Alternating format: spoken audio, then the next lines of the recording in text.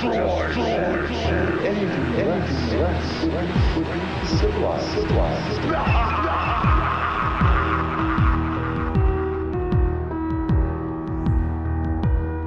Hey, friends and fellow wisdom seekers, fellow truth seekers, anybody just checking in, realizing this upside down reality has a lot to dive into. Welcome to the Brave New World Order podcast, straight out the catacombs of podcasting. I am Brandon St. One.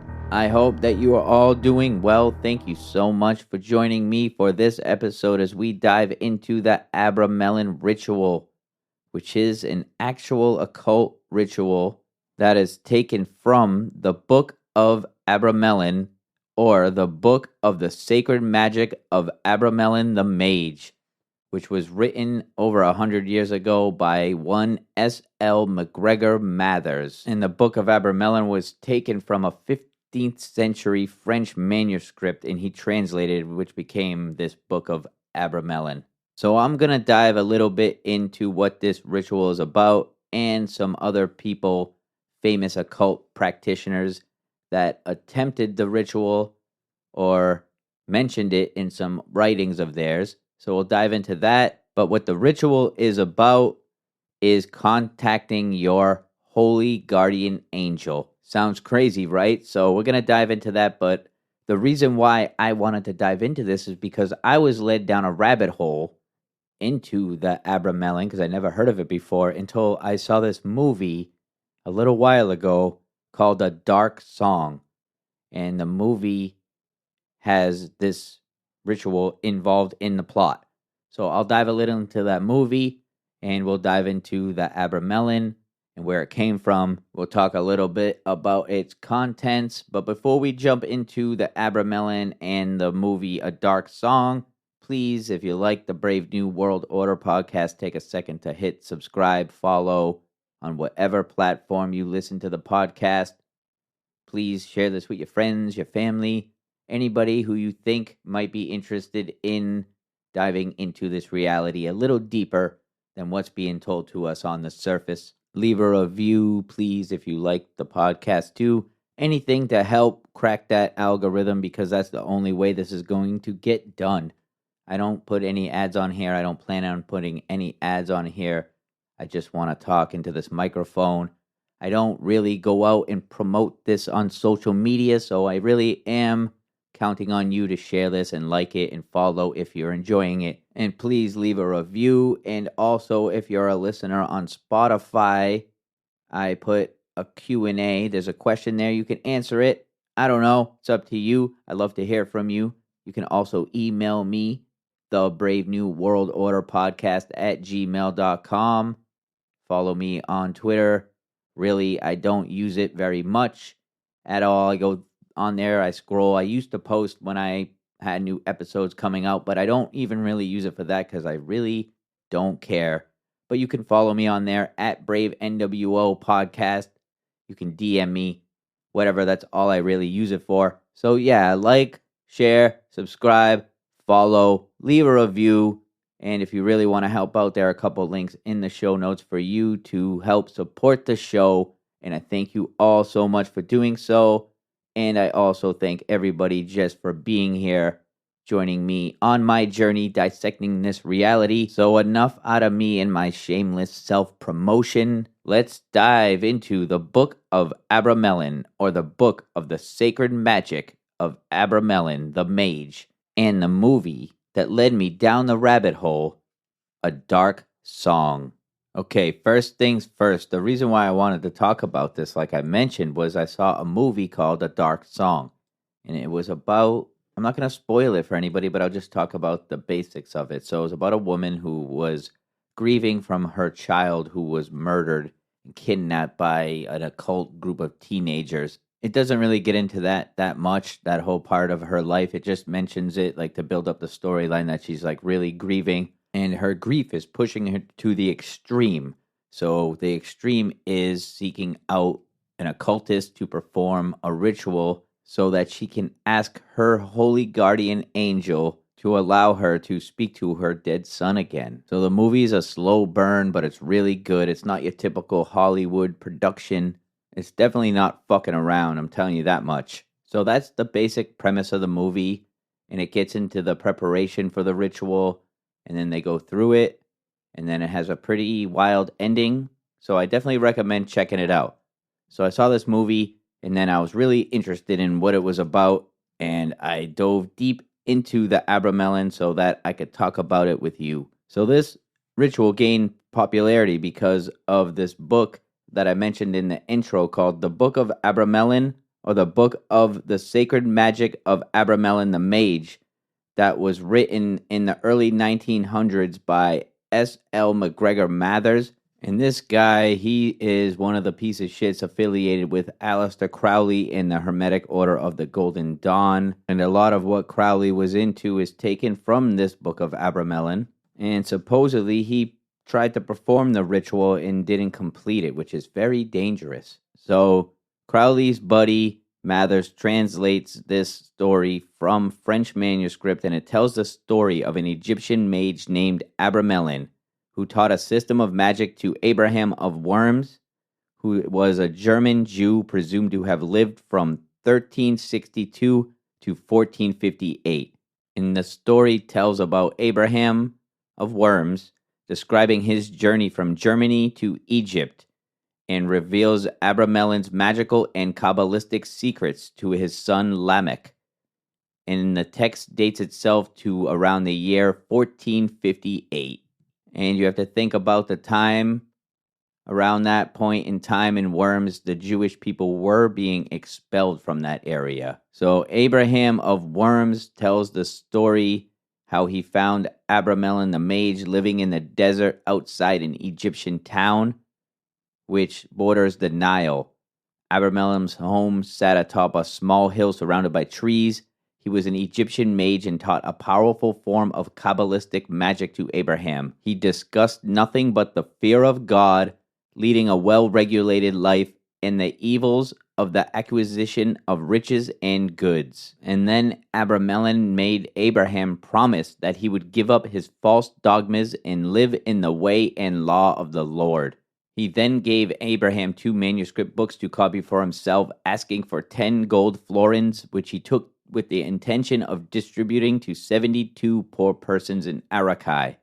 Upon his return 15 days later, after having disposed of the payment money, Abramelin extracted an oath from Abraham to serve and fear the Lord, and to live and die in his most holy law.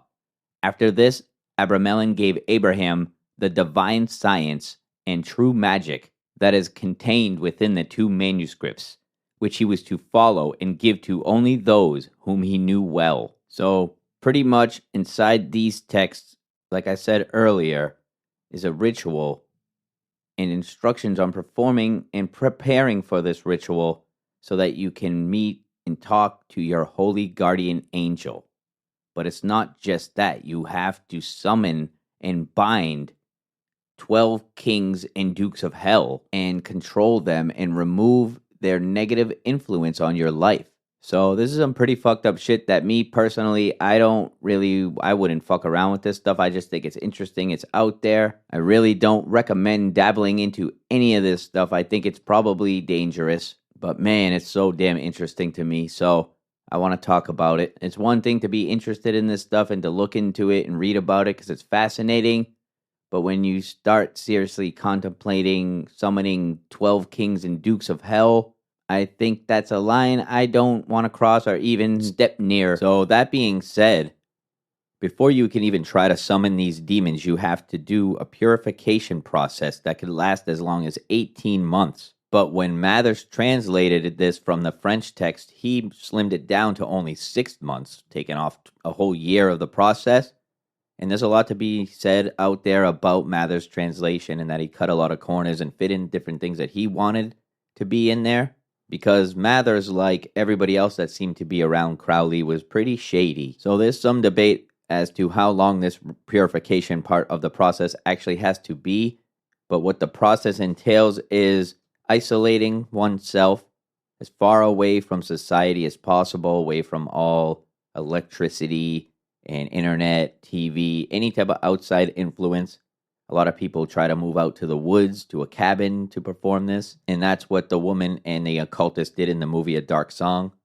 They rented a house and moved out there for a very long time. And before you even get to the point where you're going to move out of society, you have to be familiar with the Kabbalah and all types of occult ancient writings, as well as you have to know the book of Abramelin from front to back, from back to front. You have to know this stuff.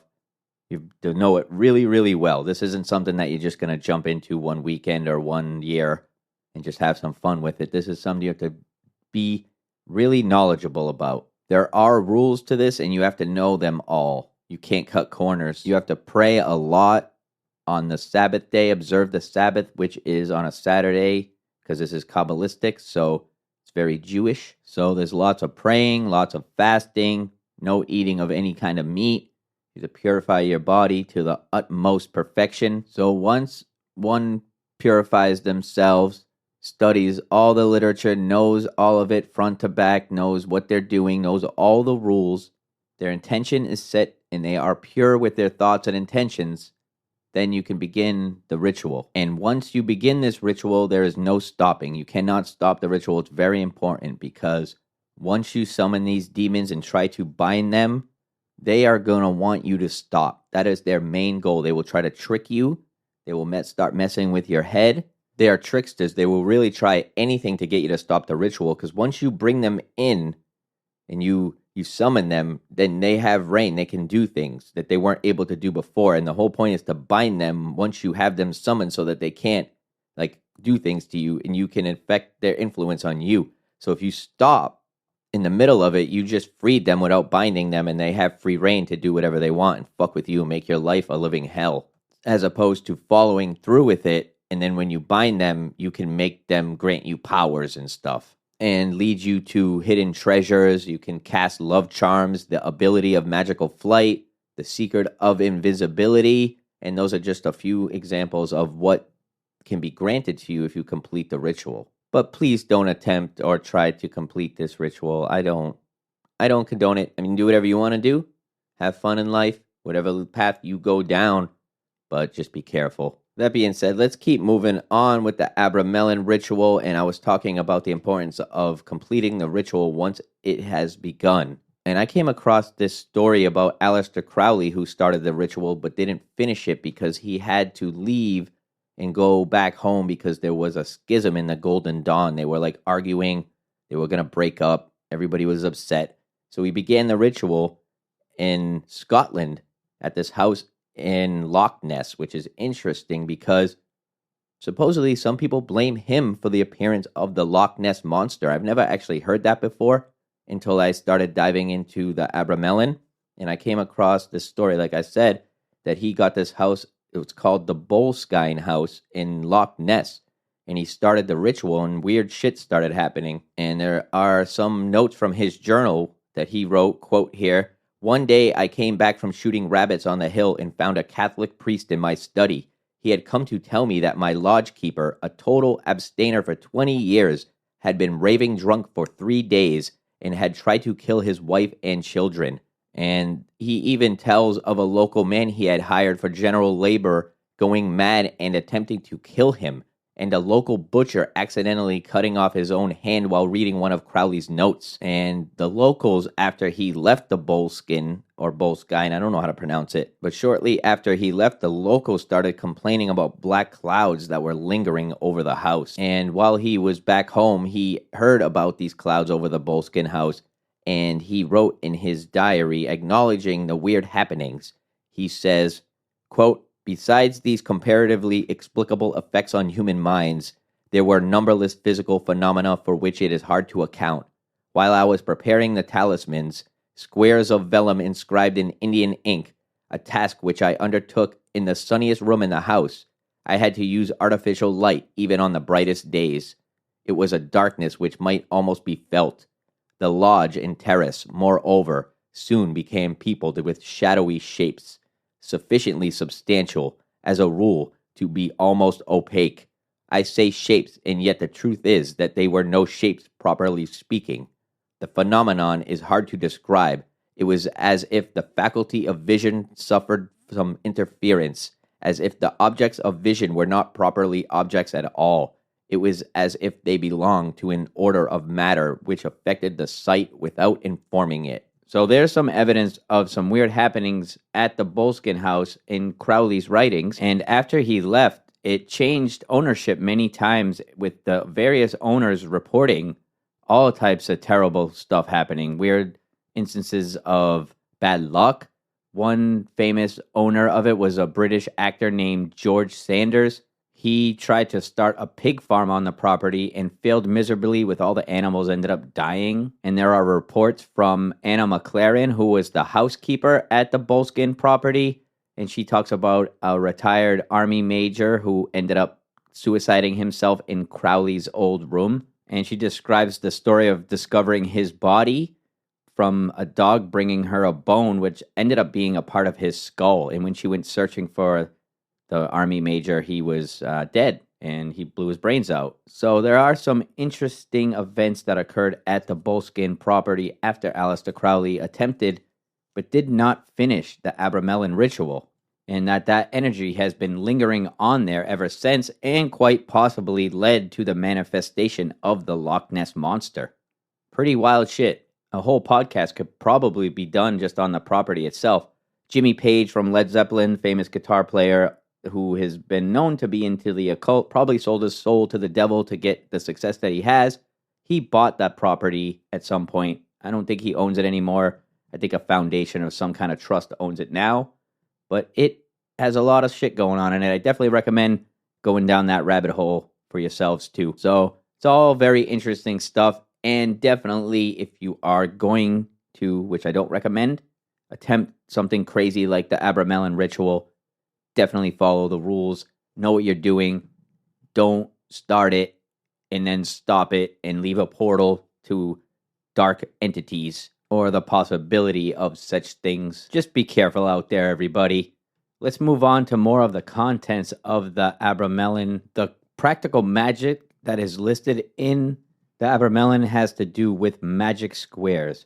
And if you don't know what magic squares are, there is a famous one that the movie Tenet, sounds surprising, is pretty much based off of. The word Tenet, T-E-N-E-T, is from a famous Sator square. It's called S-A-T-O-R, and it's a little square that was found in Pompeii after they rediscovered it. And it has the word Sator, S-A-T-O-R, Arepo, A-R-E-P-O, Tenet, T-E-N-E-T, Opera, O-P-E-R-A, and Rotas, R-O-T-A-S, all in this square, engraved into like some kind of concrete or granite or something. But the interesting thing about it is that no matter which way you read these words, they all, up, down, side to side, they all make the words once again. So you got Sator going one way, Sator going down, Arepo going down, Arepo going across, and the whole square just makes up the words no matter what. No matter which way you read them. That's the best way, I guess, without having a visual explanation here on this audio podcast to describe what a magic square is. Definitely look up the Sator square. So inside the Abramelin, there is a bunch of these magic squares that can be used during the ritual to obtain certain results, depending on which words you put into the magic squares. And they're all laid out in the Abramelin. And there are also tools and anointing oil in the Abramelin that you need to use in these rituals. And the anointing oil supposedly comes from the same oil that was used in Exodus 30 in the Bible, in the Old Testament. It's supposed to be the same recipe of cassia, calamus, which is sweet cane, cinnamon, myrrh, and olive oil. And they refer to this as Abramelin oil. And there are other tools like holy lamps and wands made of an almond branch, and a recipe for incense known as Abramelin incense, which was also taken from the Exodus 30. And there are various robes, a square or seven-sided plate of silver or beeswax. So as you can see, the Abramelin ritual isn't just something you can just perform willy-nilly one night that you decide to do it. You have to have a bunch of materials, you have to do a bunch of research, you have to know the ritual, and everything, the rules. You have to know that 100%. You have to gather all these materials and oils, make them yourself probably, all while secluding yourself from society and your loved ones and your friends to start a purification process. No drugs, no sex, no alcohol, lots of fasting, no eating of any meat, lots of prayer all day, every day. Observe the Sabbath day, which is Saturday because it's from the Kabbalah. All this is based off of Kabbalistic practices and mysticism. And you have to do all of this for like 18 months. According to Crowley and Mathers, they cut corners because, like I said, with all these Golden Dawn people and anybody associated with it, they're all fucking shady. And they tried to cut corners and bend everything to fit their own narratives and the way they wanted to do things. So if you're going to look into this stuff, definitely check out the Mathers translation, but try to find all the translations that you can because there are supposedly some better ones out there for people to really get the information that hasn't been twisted by the Golden Dawn. There really is a lot of different stuff out there if you start diving down the rabbit hole into the Abramelin. There's a lot of people that claim to have completed it or started the ritual. There's some books out there about it and some YouTube channels, but I went looking because I like to go on Reddit just to see like regular Joe Schmoes who post things. So I went looking to see if there was anybody on Reddit who completed the Abramelin and posted anything about it. And I found a few little posts that I'm going to just check into just so you can see what these people said. I thought it was kind of interesting. So this person here posted on Reddit like 5 years ago. I'm not even going to put the name because it doesn't even matter. They put, in a word, yes, I completed the ritual in the late 80s. There was no 12 months of fasting, purification, prayer, etc., and the whole experience began and ended in 30 minutes or so. He says, I read the groundwork text thoroughly in the run-up to having a go. I received the name of my Holy Guardian Angel, which for obvious reasons I won't reveal. The entity appeared in human form, wearing a drover's coat and wide-brimmed hat. The face was pure white light when it lifted its countenance to me, which was painful. It told me it had always been with me, closer than the clothes on my skin, and would be there before birth and after death. What does one do with this knowledge? I merely gave up any form of ritual magic and led a normal, quiet, small life, although I occasionally used tarot sporadically for a few years after this experience. Clearly, I made some investigations after the visitation to make sure I hadn't been fed a line of BS, which all checked out. For those interested in the geometric number of the entity was 233, and one corresponding pseudonym is Logion, the word in the prophet. There was no summoning or binding further entities, no powers of flight or translocation, just a feeling of inner contentment that we are all both the most important thing in the entire universe, and also utterly insignificant at the same time.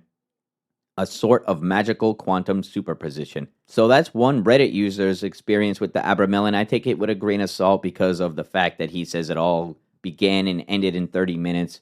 And everything about the Abramelin talks about how crucial it is, the preparation before even starting it. So this guy just happened to just do it in 30 minutes, the preparation, the whole ritual, talk to his Holy Guardian Angel, and everything was all good after that. So I find that hard to believe, but I just wanted to mention that person said they completed it. There's another person who said they completed it too. This is 5 years ago on Reddit. They put, I completed Abramelin a year or so ago. Those who attempt to deceive you by saying it can be done in 30 minutes, that's a lie. The very intention of summoned demons is to break the circle and finish the ceremony prematurely. Before you even start the ritual, you must master Ars Goetia and Kabbalah, and you must be a very skillful mathematician to understand it. French and German versions differ in many crucial points, so I recommend you study both of them. I was struggling with my alcohol addiction, so I was able to seclude from society for a year. Do not rely on internet sources. Instead, try to buy the original books and completely avoid Aleister Crowley's books, for they are populistic in nature and completely wrong in interpretation. To make it understandable to vast majority, Kabbalah and magic of squares is like modern Sudoku. For every entity summoned, the appropriate square must have an equal sum of numbers in every direction, which is then pointed. by sword or so by the magician. The very essence of this ritual is fasting, praying, and meditation. The state of mind and soul after this is crucial for the ritual to work. So that was just a couple different people who completed the ritual or attempted the ritual, and they have kind of conflicting ideas on how it actually works and begins and how long the purification process actually takes. So I thought those posts were pretty interesting just as an example of what seems to be just regular people dabbling in the Abramelin. And there is also a ton of literature out there. This is all new to me as well. I came across the movie A Dark Song, and it really interested me, the topic, and the Abramelin ritual that the movie is based on really took me down a rabbit hole, but I have so much more to dive into and learn about this ritual.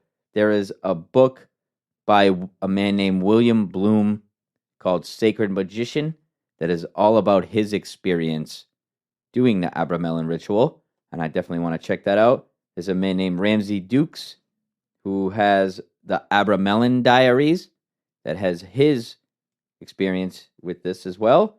And then there's a book by a woman named Dion Fortune, and it's called Psychic Defense, and it's all about psychic attacks and protecting yourself from that. But she mentions the Abramelin in it, and she actually takes from an older book, an older description of the Abramelin from like the 1920s, and it's somebody's account of performing the ritual. So these are just a few more things to dive into, some more literature on the Abramelin for you all.